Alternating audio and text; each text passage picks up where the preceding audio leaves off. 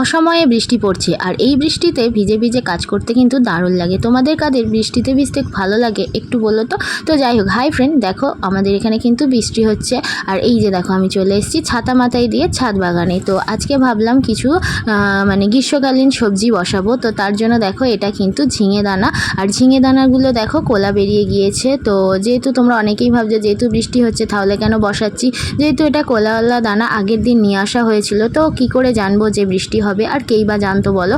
তো এটা রাখলে বাড়িতে কিন্তু নষ্ট হয়ে যাবে, সেই জন্য কিন্তু আমাকে বসাতেই হতো, তাই নিয়ে চলে এলাম। আর যখন এসেছিলাম বৃষ্টিটা তখন আসেনি, মেঘলা ওয়েদার ছিল, তো বসাতে এলাম তো বৃষ্টি তো চলেই এলো, কি করা যাবে। তো ছাতা মাথায় দিয়েই কিন্তু কাজ করছি। আর এইগুলো মানে বসানো হয়ে গেলে কিন্তু এই বৃষ্টির মধ্যে আমি এগুলো রাখবো না, সাইড করে যেখানে বৃষ্টি পড়বে না, আমার মানে সিঁড়ির নিচে একটু জায়গা আছে সেখানে কিন্তু বৃষ্টিতে জল পড়ে না, ওখানেই কিন্তু সরিয়ে দেবো। যেহেতু তোমাদের সাথে ভিডিওটা করছি সেই কারণেই কিন্তু আমি এইভাবে বাইরে এখানে দানাগুলোকে কিন্তু বসিয়ে দিচ্ছি। আর ঝিঙে দানা বসানো হয়ে গেলে এই যে দেখো এগুলো কিন্তু উচ্ছে দানা। আর আমরা কিন্তু গ্রীষ্মকালে উচ্ছে খুবই ভালোবাসি, আমার তো ভালোই লাগে, তো তোমাদের কার কার ভালো লাগে জানি না। আর এই দিকে দেখো এই যে ক্যারেটটার মধ্যে কিন্তু ধনিয়া পাতা মানে দানা ছড়িয়েছিলাম, সেখান থেকে কিন্তু অনেক ধনিয়া গাছ হয়েছিল আর এখনও কিন্তু হয়ে যাচ্ছে। শীতকাল চলে গিয়েছে, গ্রীষ্মকাল আসবো তবুও কিন্তু দেখো এখনও অনেক ধনিয়া গাছ মানে পাতা হয়ে আছে। আর ভিডিওটা যেহেতু বৃষ্টি হচ্ছিল, ফোনে জল লাগবে তার কারণে কিন্তু অনেক দূর থেকে করেছি, তোমাদের হয়তো একটু মানে দেখতে অসুবিধা হবে। তো যাই হোক, কি করা যাবে আর বলো। যেহেতু আগেই বললাম যে দানাগুলো নিয়ে আসা হয়েছিল, আগের দিন এনেছিল, যে মানে কোলা বেরিয়ে গেছিলো, তার কারণে কিন্তু এগুলো রেখে দিলে নাকি নষ্ট হয়ে যেতে পারে, এই কারণেই বসিয়ে দিলাম। এই ক্যারেটের কিছুটা আমি ধনিয়া পাতা তুলে ফেলেছি, কারণ আমার আর জায়গা নেই বসানোর, ওই কারণে এখানেই তুলে দিয়ে ওই ক্যারেটের মধ্যেই কিন্তু আমি ওই উচ্ছে দানা 2-4টে বসিয়ে দিয়েছি। আবার এই দিকে দেখো অনেক দিন ধরে কিন্তু ওই সবজির খোসা জমিয়ে রেখে দিয়েছিলাম, তার মধ্যেই কিন্তু কিছুটা মাটি ছড়িয়ে ওখানেও কিছুটা দানা বসিয়ে দেবো। এইদিকে দেখো ছোট ছোট টবে কিন্তু অনেক মাটি ছিল, আর এই টবগুলোতে ওই গাঁদা ফুলের চারা বসিয়েছিলাম। আর যেহেতু এখন গাঁদা ফুল তো সব হয়ে গেছে, তো তার কারণে ভাবলাম ওই মাটিগুলো দিয়ে এখন আপাতত এই কাজটা সেরে ফেলি, পরে আবার যখন মাটি হবে তখন ওই টবে কিছু বসানো যাবে। যেহেতু এখন ওই টবে কিছু বসাচ্ছি না, তো মাটিগুলো বেকার ওখানে রেখে লাভ নেই, এখানটা ওই মানে মাটিগুলো দিয়ে এখন কাজটা চালাই, যেহেতু এখন উপরে মাটি নেই। আর বস্তার মধ্যে মাটিগুলো নিয়ে এসেছিলাম, যেহেতু ছাদে ছিল তো বেশি মানে রোদ লেগে অনেকটাই শুকনো হয়ে গেছে, এত শুকনো মাটি দিয়ে কিন্তু গাছ বসানো যাবে না, ওই কারণে এইভাবে কিন্তু আমাকে মাটি কালেক্ট করে মানে দানাগুলো বসাতে হলো।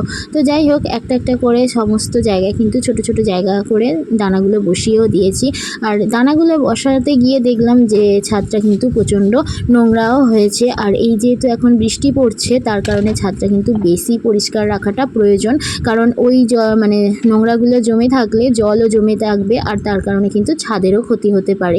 এর কারণে দেখো আমি কত পাতা বের করছি, শুকনো পাতা, যেহেতু এখন পাতা ঝরার সিজন, সেই কারণে অনেক পাতা কিন্তু ঝরে পড়ে গিয়েছে। আর এইদিকে আমি পরিষ্কার করতে গিয়ে দেখলাম আরও একটা টব কিন্তু ভিতরে রয়ে গেছিলো, এখানে আমি অপরাজিতা গাছ মানে ফুলের গাছ বসিয়েছিলাম, গাছটা কয়েকটা দিন ফুল দিয়ে তারপরে কিন্তু মারা গিয়েছে, কি কারণ জানি না। তো যাই হোক, ওই টবটাও আবার পেয়ে গেলাম, তো ওখানেও 2-4টে দানা কিন্তু পরে বসানো যেতে পারে, আপাতত এখন আর বসাবো না, আগে ভালো করে কিন্তু আমার ছাদটাকে পরিষ্কার করতে হবে, কারণ এখনই দেখলাম যে অনেকটা জায়গায় কিন্তু জল জমে আছে।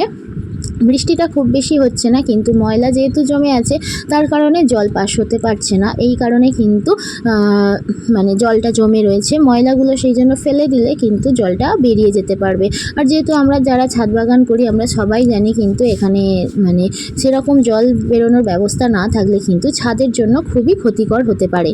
তো যাই হোক, দেখো এইদিকে কিন্তু আমার ঝাড় দেওয়া হয়েই গিয়েছে, দেখো কত পাতা বেরিয়েছে, 2 দিন আগেই কিন্তু ঝাড় দিলাম, তাও দেখো আজকে কতগুলো শুকনো পাতা বেরিয়েছে। আসলে কি বলো তো, এখন তো গাছে পাতা ঝরছে, তার কারণে মানে প্রতিদিন যদিও আমরা ঝাড় দিই তাও কিন্তু এরকম ময়লা বের হবে। তো যাই হোক, ঝাড় দেওয়া হয়ে গেলে কিন্তু ময়লাগুলো আমি ফেলে দিলাম, এই যে শুকনো পাতাগুলো এগুলো কিন্তু ফেলে দিলাম। তারপরে দেখো এই যে ছাদটা যেহেতু আমি মানে মাটি দিয়ে সব কাজকর্ম করেছি, এখানে কিন্তু বৃষ্টির জল হয় সেগুলো কাদা কাদা মতো হয়ে গেছে, তাই ভাবলাম ছাদটা একটু জল দিয়েও ঝাঁটা দিয়ে দিই। জল দিয়ে ঝাঁট দিলে সব কাদা ময়লাগুলো কিন্তু বেরিয়ে যাবে, ছাদটা পরিষ্কার হয়েও গেল। তো যাই হোক, আমার কিন্তু গাছগুলোর দানাগুলো সব বসানো হয়ে গেছে। আর কোন কোন জায়গায় বসিয়েছি সেটাই কিন্তু তোমাদেরকে এখন দেখাচ্ছি। দেখো এদিকের এই বড় যে টব আছে এখানে বসিয়েছি, ক্যারেটেও বসিয়েছি। আর এইদিকে দেখো গাছগুলো কিন্তু বৃষ্টির জল পেয়ে অনেকটাই সতেজ হয়েছে। তো বৃষ্টির জলের কিন্তু অনেক গুণ আছে। আর দেখো গাছগুলো যেন একদম মানে তাজা তাজা হয়ে আছে। তো যাই হোক, অনেক দিন পর কিন্তু আজকে আমি লং ভিডিও দিলাম। ভালো লাগলে অবশ্যই একটা লাইক করে দিও আর পাশে থেকো। দেখা হচ্ছে নেক্সট ভিডিওতে। আজ তবে আসি, টাটা।